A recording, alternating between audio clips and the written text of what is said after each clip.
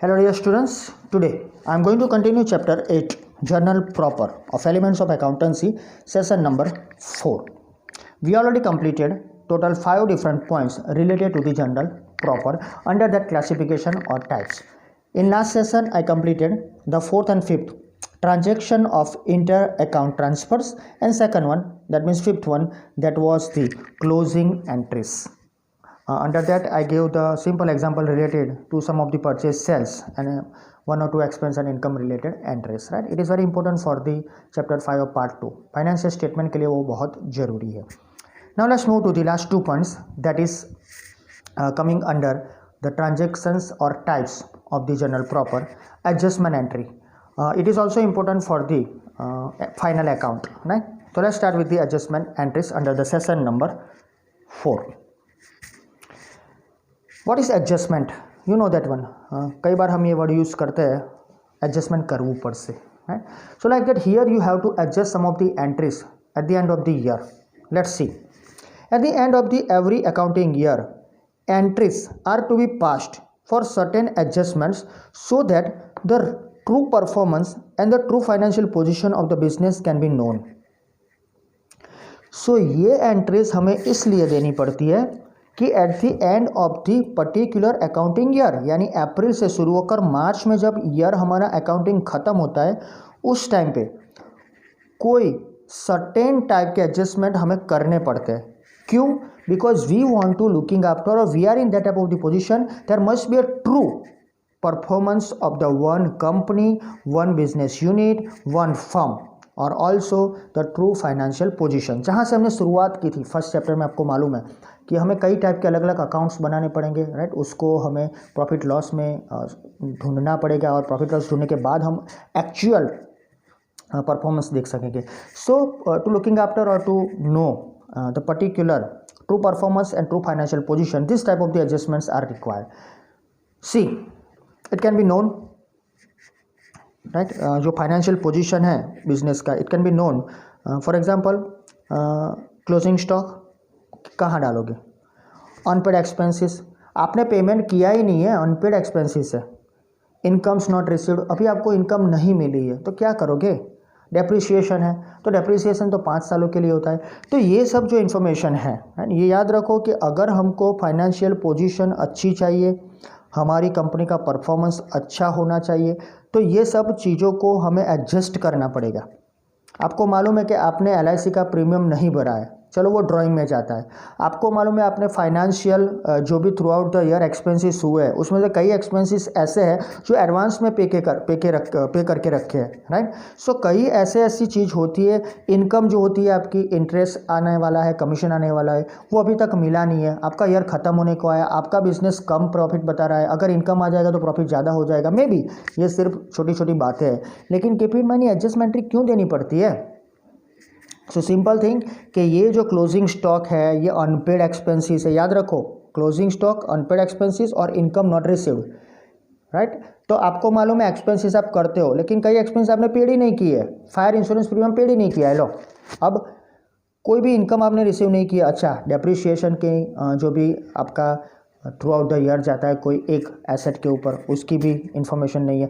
तो ये सब कुछ आपको एडजस्टमेंट एंट्री में करना पड़ेगा. सो detail explanation and such adjustment entries is given in the chapter of the final account. जो सब आएगा उसमें देखेंगे हम chapter on the final accounts में, क्लोजिंग और एडजस्टमेंट में.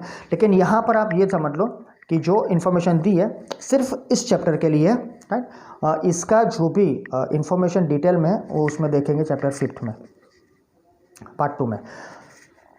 चलो start. At the end of the accounting year, साल ख़त्म होने को आया, मार्च महीना है. There is a closing stock of ₹20,000. हमारे पास 20,000 का स्टॉक पड़ा हुआ है.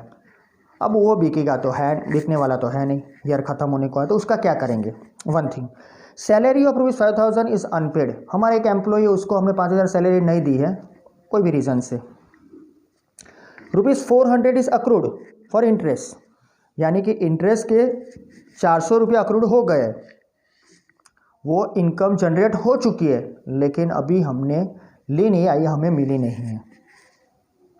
And last one, depreciation of ₹500 on machinery is to be return off, उसको हमें रिटर्न ऑफ करना है 500 रुपये के मशीनरी के डेप्रिसिएशन को। तो यहाँ मैंने 4 चीज़ बोली, क्लोजिंग स्टॉक है, एक एक्सपेंस है, एक इनकम है और डेप्रिसिएशन है। तो ये कहीं ना कहीं तरह ईयर ख़त्म होने को आया है, लेकिन ये चीज़ें अभी भी हमने एंट्री देने से बाकी रखी है, तो इसको हमें एडजस्ट करना पड़ेगा। How to adjust? सो जो भी हमारा स्टॉक होता है वो परचेज सेल का होता है, तो वो जाएगा ट्रेडिंग में। मैंने बोला था गुड्स में, है वो लास्ट टाइम जब हमने डिस्कशन किया तो मैंने बोला परचेज सेल ट्रेडिंग में जाएगा, एक्सपेंसेस इनकम जो है सब कुछ वो प्रॉफिट एंड लॉस में जाएगा। तो ये जो परचेज के लिए जो स्टॉक हमने लिया था और सेल किया, बीच में जो स्टॉक बचा अनसोल्ड, राइट, उसको हम स्टॉक बोलते हैं, उसको कहाँ ले जाएंगे? हम ट्रेडिंग में ले जाएंगे। अच्छा, जो भी एक्सपेंस है, राइट, चलो एक्सपेंस तो मैंने बोला कि वो पेड हो चुके हैं तो प्रॉफिट एंड लॉस में चले जाएंगे, लेकिन तो अनपेड है ना, तो फिर उसको कहीं एडजस्ट करना पड़ेगा, तो हम सो एंड सो एक्सपेंस से एडजस्ट करेंगे, इनकम भी वैसे ही एडजस्ट करेंगे, और जो एक्सपेंसेस रिलेटेड अदर थिंग्स होती है, सो रिस्पेक्टिव उसके जो भी इनकम एक्सपेंस होते हैं वहाँ पर हम उसको एडजस्ट करेंगे। तो चलो आज हम ये देखते हैं कि ये जनरल एंट्रीज की कैसे देंगे जनरल प्रॉपर में। हियर इट इज़, पहली एंट्री है हमारे क्लोजिंग स्टॉक की। तो मैंने बोला क्लोजिंग स्टॉक ऑलवेज आप जानते हो कि ट्रेडिंग में जाएगा, यानी गुड्स के रिलेटेड है, राइट।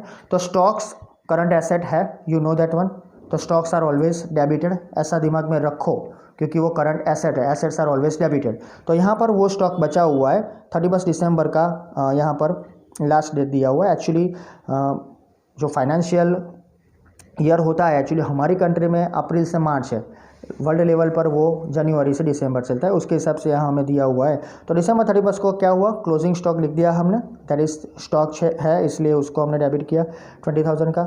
कहाँ ट्रांसफ़र करेंगे? उसको एडजस्ट करेंगे to trading account, because purchase sale के जो भी transaction end of the year trading में जाएंगे, राइट, जो भी हम अकाउंट बनाएंगे उसमें गया। तो being adjustment entry for closing stock of ₹20,000, ये एक एंट्री हो गई। दूसरी देख लेते हैं। यस, दूसरी एंट्री है हमारी, आपके स्क्रीन ऊपर है सैलरी। सैलरी 5,000 जो अनपेड है, सैलरी एक्सपेंस है, आपको मालूम है, डेबिट कर दो। आपने पे नहीं की है, सी आपने पे नहीं की, अगर पे करते तो हम क्या लिखते हैं, salary account debited to yes cash account या बैंक अकाउंट, लेकिन हमने पे नहीं किया, लेकिन एक्सपेंस तो है ना, तो अनपेड है, आज नहीं तो कल पे करने वाले, तो उसको डेबिट कर दो। लेकिन कैश नहीं गई है तो हम उसको लिखेंगे टू अनपेड सैलरी अकाउंट। ये एक अकाउंट हमने क्रिएट किया। क्यों क्रिएट किया? Because we are in that type of the position कि we want to looking after the best and true financial position of the our business. So उसके लिए हमने एक्सपेंस बता दिया। अच्छा, ऐसा नहीं है कि अकेला एक्सपेंस बताया, हमने नीचे इनकम भी बताया है। तो salary account debited to unpaid salary 5,000 being adjustment entry for unpaid salary of ₹5,000। तीसरी एंट्री देख लो, 400 रुपये जो है वो अक्रूड है, किसके? इंटरेस्ट के। अक्रूड यानी हमारी इनकम है, तो इनकम हमें मिली नहीं है, मिलने वाली है, तो क्रेडिट तो होने ही वाली है, तो डेबिट क्या करोगे? कुछ तो करना पड़ेगा ना उसको एडजस्ट करने के लिए, तो डेबिट हम करेंगे इंटरेस्ट अक्रूड अकाउंट। ये रहा इंटरेस्ट अक्रूड अकाउंट डेबिटेड 400, जो इंटरेस्ट जनरेट होने वाला है वो लिख दिया। यानी कि हम सेम उसी टाइप का एक पर्टिकुलर अकाउंट जनरेट करते हैं, एक्चुअली में वो एक इमेजिनरी अकाउंट बोल सकते हो, क्योंकि उसकी ज़रूरत इसलिए है कि हमें एंट्री को एडजस्ट करना है, जो अनपेड है, जो नॉट रिसीव्ड इनकम है, इन सब के लिए। तो इंटरेस्ट अक्रूड तो हो गया है 400 रुपये का, लेकिन हमें मिला नहीं है, तो हम जब मिलेगा तब रिवर्स एंट्री कर देंगे, लेकिन अभी के लिए उसको एडजस्ट कर लिया 400 रुपये से। तो adjustment entry for interest accrued 400। Last में था डेप्रिसिएशन मशीनरी का, you know that one, depreciation जो non type of the cash transaction होता है, राइट, तो वो उसको ऑलवेज हम लॉस के तौर पर डेबिट करते ही है, राइट, नॉन कैश है तो डेबिट करेंगे 500 रुपये। लेकिन कहाँ से जाएगा वो? हमने कैश से तो पे किया नहीं है, मशीनरी से जाएगा ना, सिंपल थिंग है, नॉन कैश है तो मशीनरी अकाउंट क्रेडिटेड, तो depreciation account debited 500 to machinery account 500, that's all. Being depreciation of 500 on machinery return off, उसको हमने रिटर्न ऑफ कर दिया। यानी कि ये जो 4 एक्सपेंसेस दिए, मीन्स 4 जो आपको अकाउंट्स दिए, वो एक्चुअल में होते, राइट, शायद तो क्या होता, क्लोजिंग का सेम एंट्री रहेगा, उसमें कोई चेंज नहीं आएगा, लेकिन सैलरी जो एक्चुअल में होता ट्रांजेक्शन, तो सैलरी टू कैश। अच्छा, इंटरेस्ट का होता तो कैश टू इंटरेस्ट। डेप्रिसिएशन तो ऐसा ही रहेगा क्योंकि इसको हम रिटर्न अप करते हैं। तो ये सब एडजस्टमेंट एंट्रीज हमने दी। ऐसी तो एंड ऑफ द ईयर कितनी सारी एडजस्टमेंट एंट्री होगी जिसको आपको एडजस्ट करना पड़ेगा। कुछ भूल गए, कुछ बाकी रह गया, लास्ट डे पर कोई ट्रांजेक्शन हुआ, लास्ट डे पर डिपॉजिट किया, विड्रॉल किया, लास्ट डे पर कोई बड़ा एक्सपेंस आ गया, तो ये सब कुछ एडजस्टमेंट में आपको करना पड़ेगा। ओके, डिटेल स्टडी है उसमें हम देखेंगे। So that is the end of the sixth type of the general proper transaction. Next one, rectification of errors. इसका भी चैप्टर है हमारे सिलेबस में, चैप्टर नंबर 1 पार्ट 2 देख लेते हैं। रेक्टिफिकेशन एरर्स यानी यहाँ पर हम ऐसे ऐसे कुछ निकालते नहीं है, समझ लो भूल पड़ गई, राइट, कोई एक मिस्टेक हो गई तो ऐसे निकाल के दूसरा नहीं लिख सकते। अकाउंट ऐसा है, रियल अकाउंट में उसके लिए रेक्टिफाई करना पड़ेगा। तो entries pass to rectify the errors committed while recording economic transactions are called as rectification of errors. तो ये पर्टिकुलर मीनिंग याद रख लो कि throughout the year different type of the entries are passed in our business through the different transactions, right? But to rectify the errors committed, कई बार same માનવ માત્ર ભૂલને પાત્ર, right, ગુજરાતીનું આ સ્ટેટમેન્ટ બધા જાણે જ છે।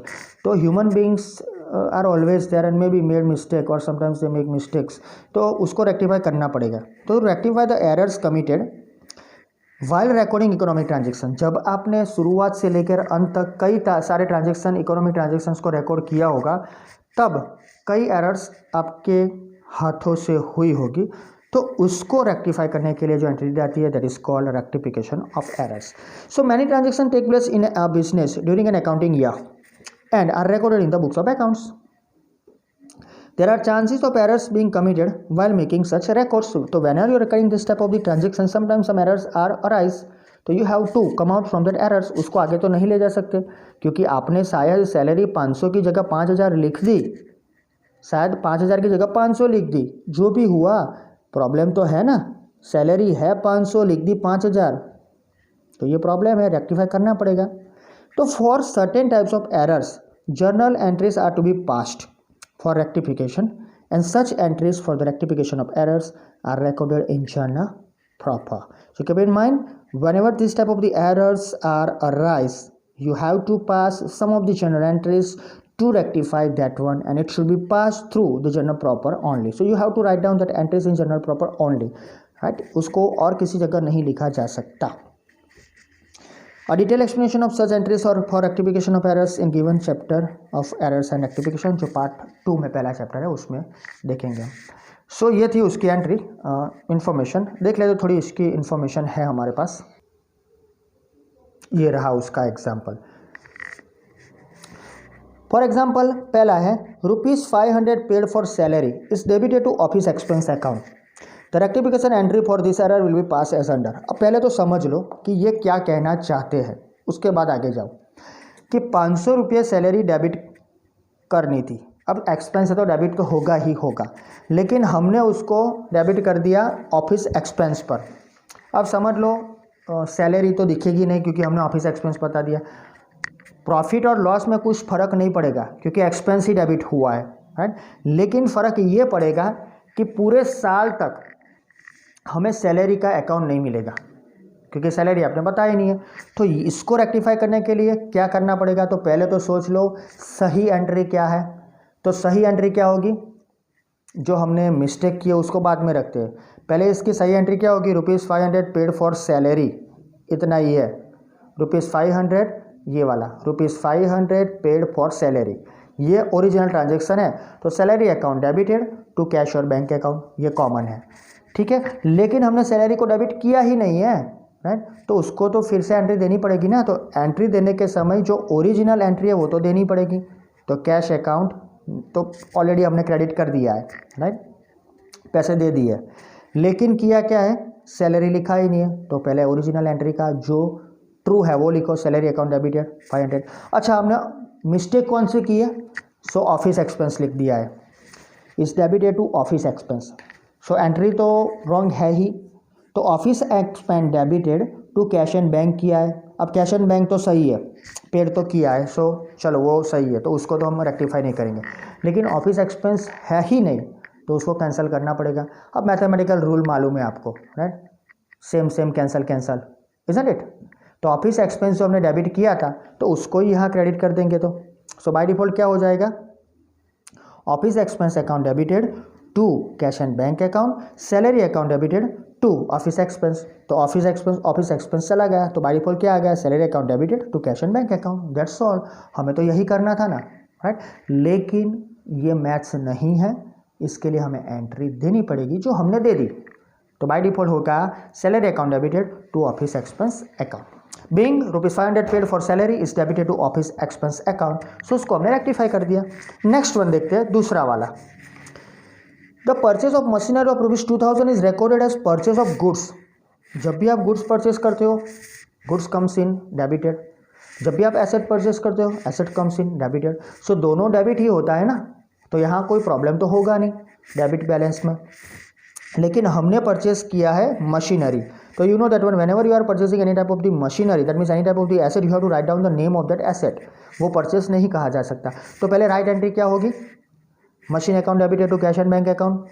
रॉन्ग एंट्री हमने क्या लिखी है, purchase account debited to cash and bank account. तो नेचुरल है, once again the same thing, machine account debited to purchase account, यानी परचेज जो परचेज डेबिट किया था और क्रेडिट दोनों निकल जाएगा। बाय डिफॉल्ट एंट्री आएगी machine account debited 2000 to cash and bank account.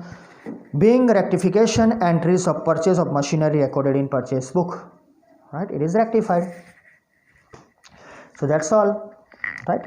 तो ये चीज़ याद रखना, इसका डिटेल्स चैप्टर है, जैसे क्लोजिंग एंट्रीज, एडजस्टमेंट एंट्रीज, और तीसरा वाला जो हमने देखा वो लास्ट वाला रेक्टिफिकेशन, तीनों के तीनों, राइट। क्लोजिंग और एडजस्टमेंट चैप्टर 5th में और ये रेक्टिफिकेशन चैप्टर 1st में।